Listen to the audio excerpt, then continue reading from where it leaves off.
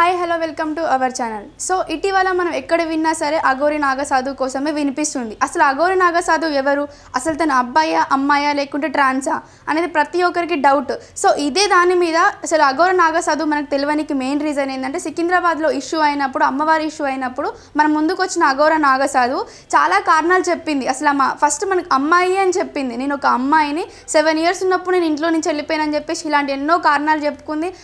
ప్రతి ఒక్కటి అబద్ధమే, అది మనకు కూడా తెలుసు. తన దరిద్రం పోయింది అనుకున్న టైంలోనే మళ్ళీ ఆ దరిద్రం వచ్చి మన దగ్గర పడ్డది. సో ఆ దరిద్రం ఎట్లొచ్చింది, ఈ వర్షిని అనే ఒక అమ్మాయిని ఒక ఒక ట్రాన్స్లోకి తీసుకెళ్ళిపోయింది. వాళ్ళ మమ్మీ వాళ్ళు ఎలా కేసు పెట్టారంటే తను ఒక వశీకరణ చాతబడి లాంటిది చేసింది, మా ఇంట్లో 7 days ఉండి ఇట్లా వశీకరణ చేసుకొని మా అమ్మాయిని ఆమె ట్రాన్స్లోకి తీసుకెళ్ళిపోయి ఆమె దగ్గర పెట్టుకున్నది అని చెప్పేసి వాళ్ళ మమ్మీ వాళ్ళు కేసు పెట్టారు. సో దీనికంటే ముందు ఈ అఘోరి నాగసాధు వాళ్ళ ఊరికి వెళ్ళే ముందు ఏమైంది, చిన్న కార్ రిపేర్ అవ్వడంతో అక్కడ ఆగి ఉంటే ఈ వర్షిని వాళ్ళు వచ్చి ఆమెను గుర్తుపట్టి సో అమ్మ అని చెప్పేసి ఇంటికి తీసుకెళ్ళి ఫుడ్ పెట్టడం జరిగింది. సో ఫుడ్ పెట్టినాక అఘోరి నాగసాధు అక్కడ ఉండాల్సిన అవసరం ఆమెకి లేదు, ఉంచుకోవాల్సిన అవసరం వీళ్ళకి లేదు.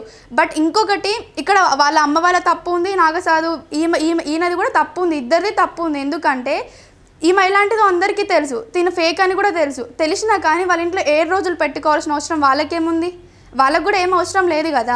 బట్ వాళ్ళ ఇంట్లో పెట్టుకొని ఆమెకి ఏదంటే అది తీసుకురావడం, ఏదంటే అది చేయడం చేసిన తర్వాత నార్మల్గా కొన్ని వీడియోస్ రిలీజ్ అయినాయి అఘోరి నాగసాధు కోసం. ఈ వర్షిని వల్ల అన్నయ్య హర్ష మీద పడుకొని సెక్సువల్ అరెస్ట్ చేయడం, ముద్దులు పెట్టడం, ఇలాంటి వీడియోస్ మనం చూసాం కూడా, అందరూ చూసారు ఈ వీడియో. ఇదే కాకుండా వాళ్ళ అన్నయ్య ఒక వీడియోలో చెప్పడం జరిగింది, తను తాగిన మత్తులో నన్ను కాండమ్స్ తీసుకొని రమ్మని చెప్పింది అని చెప్పారు. బట్ అది మాత్రం ఎవరికి క్లారిటీ లేదు, వాళ్ళ అన్నయ్య చెప్పారు, మనం విన్నాం. దీని తర్వాత అఘోరి నాగసాధు అంతకుముందు ఫస్ట్ ఒక ఇంటర్వ్యూలో చెప్పింది, నేను చనిపోయిన తన దగ్గర కొంచెం పీస్తో తీసుకొని తింటా, లేకుంటే పాలు తాగుతా, పండ్లు తింటా, అంతకుమించి నేనేం తీసుకోను అని చెప్పింది. అదే అఘోరి నాగసాధు మరి వాళ్ళ అన్నయ్య ఫోన్ పే చేసి మని బీర్లు బిర్యానీలు తెప్పించుకొని ఎలా తింటుందామా, ఆ ప్రూఫ్లతో సహా మనకు చూపించింది కదా. అంటే ఇలాంటి ఎన్నెన్నో అబద్ధాలు మన దగ్గర ఆడుతూనే ఉంది. నా జోలికి వస్తే నేను వదిలిపెట్టను, నన్ను ఎవరైనా ఫోకస్ చేస్తే నేను వాళ్ళని ఫోకస్ చేస్తాను, ఇలాంటి వల్గర్ వర్డ్స్ చాలా యూజ్ చేసింది. అసలు అఘోరాలు ఎవరు మన దగ్గరికి రారు, ఒకవేళ వచ్చినా కానీ వాళ్ళ పని వాళ్ళు చూసుకొని వాళ్ళ ప్లేసెస్కి వెళ్ళిపోతారు. ఇక్కడ ఉండి ప్రతి ఒక్క మీడియా అడిగే క్వశ్చన్లకు ఆన్సర్ ఇవ్వడం, ప్రజలు అడిగే దానికి ఆన్సర్ ఇవ్వడం, ప్రజలతో తిట్టిపించుకోవడం, ప్రజల మీదకి సీరియస్ అవ్వడం, కర్రలు లేపడం, కొట్టడం, ఇలాంటి ప్రతి ఒక్కటి మనం చూస్తూనే ఉన్నాం. సో కొన్ని నెలల బ్యాక్ అఘోరం వెళ్ళిపోయింది, అంటే మనకి ఎవరికి కనిపించలేదు, ఆమె ఎక్కడుందో ఏం చేసిందో కూడా ఎవరికి తెలియదు. మళ్ళీ ఈ వర్షిని అనే ఒక అమ్మాయితోటి మన ముందుకు వచ్చింది. సో ఈ వర్షిని మ్యాటర్లో మనం మాట్లాడుకున్నట్లయితే ఆ వర్షిని ఆమె దగ్గరికి ఎందుకు వచ్చింది, తను నార్మల్ పీపుల్ అంటే నార్మల్గా అనుకున్నా కానీ సరే ఏమో అనుకోవచ్చు, కానీ ఒక స్టడీ పర్సన్, ఆమె డిగ్రీ కంప్లీట్ చేసింది కాబట్టి తనకు అంటే మినిమం ఉంటుంది, ఆమెకి ఎట్లుండాలి ఏం చేయాలనే కనీసం ఉంటుంది కదా. అంత చదువుకున్న అమ్మాయి ఈమెతో ఎందుకు వచ్చేస్తుంది, అంటే ఈమె ఏం చెయ్యందే వచ్చేస్తుందా. వాళ్ళ మమ్మీ వాళ్ళు చెప్పారు మందు పెట్టారు అని చెప్పేసి అని అన్నారు. అంటే ఇప్పుడున్న జనరేషన్లో మందులు పెట్టడం కూడా ఉంటుందా. మళ్ళీ ఈమె ఏం చెప్పింది ఒక ఇంటర్వ్యూలో, మా మమ్మీ వాళ్ళు నాకు పాలల్లో ఏమో కలిపి పెట్టారు, మా మమ్మీ వాళ్ళు నన్ను ఏమో చేద్దామని చూసిరు, వాళ్ళకి నా మీద అంత ప్రేమ ఉంటే మీడియాలో నా ఇజ్జత్ ఎట్లా తీస్తారని చెప్పేసి మాట్లాడింది. ఈమె ఎంత మాత్రమైనా కానీ అఘోరికి వెళ్ళే సపోర్టెడ్గా మాట్లాడుతుంది, కానీ వాళ్ళ మమ్మీ కోసం ఆలోచిస్తలేదు. వాళ్ళ డాడీ ఒక వీడియోలో అంటే లైవ్ కాల్ చేసినప్పుడు వాళ్ళ డాడీ చనిపోతానని నన్ను చెప్పినప్పుడు కూడా తన మనసు ఇంత కూడా కరగలేదు.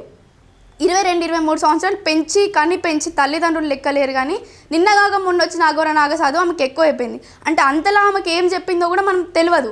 సో ఈ అఘోరి నాగసాధు ఏం చెప్పింది, ఈమె కాకుండా ఇంకో 11 మంది అమ్మాయిలకు కూడా నేను ట్రైనింగ్ ఇస్తున్నా అని చెప్పింది. సరే 11 మంది అమ్మాయిలు ఉన్నారు అనుకుందాం, సరే ఎప్పటి నుంచో ఉన్నారు ఆ 11 మంది అమ్మాయిలు. ఆ 11 మంది అమ్మాయిలల్లో ఎవరో ఒకరు పేరెంట్స్ అయితే ఖచ్చితంగా రియాక్ట్ అవుతారు. మరి ఆ 11 మంది అమ్మాయిలు ఎందుకు బయటికి రాలేరు ఈరోజు, అంటే నిజంగా ఉన్నారా లేకపోతే ఈమె అబద్ధం ఆడుతుందా, ఈ వెనకాల నుండి ఎవరు నడిపిస్తున్నారు ఈ భాగవతం అంతా అనేది ఇంకెవరికి క్లారిటీ రాలేదు. ఒకరు బయటికి వచ్చి ఇంతగానో ఇష్యూ చేస్తున్నారంటే పక్కా వాళ్ళ వెనకాల ఎవరో ఒకరు ఉంటారు. ఈమెకి కొంచెం పొలిటికల్ సపోర్ట్ కూడా ఉంది అని చెప్పేసి మనం విన్నాం. ఇంకొకటి, ఈ వర్షిని వాళ్ళ పేరెంట్స్కి మనీ కమర్షియల్, అంటే ఈ అఘోరి నాగసాధు వాళ్ళకి మనీ పెట్టింది, చాలా పైసలు ఇవ్వడంతో వాళ్ళ మమ్మీ వాళ్ళు కూడా వీళ్ళని ఏమనలేరు, అంటే పైసలు వస్తున్నాయి కదా మాకు కూడా బెనిఫిటే కదా అన్నట్లు వాళ్ళు 7 రోజులు ఉంచుకున్నారు. అంటే ఇక్కడ వాళ్ళ అమ్మ వాళ్ళ నాన్న తప్పు కూడా ఉంటుంది కదా, ఒక ఆడపిల్ల ఉన్న దగ్గర డబ్బు కోసం వాళ్ళ అమ్మ వాళ్ళ నాన్న కూడా ఆశపడ్డారు కదా. అందులో మనకి ప్రూఫ్లు కూడా చూపించారు కదా, 35,000 ఆమెకి కాలేజ్ ఫీజు కట్టడం కూడా మనం చూసాం కదా.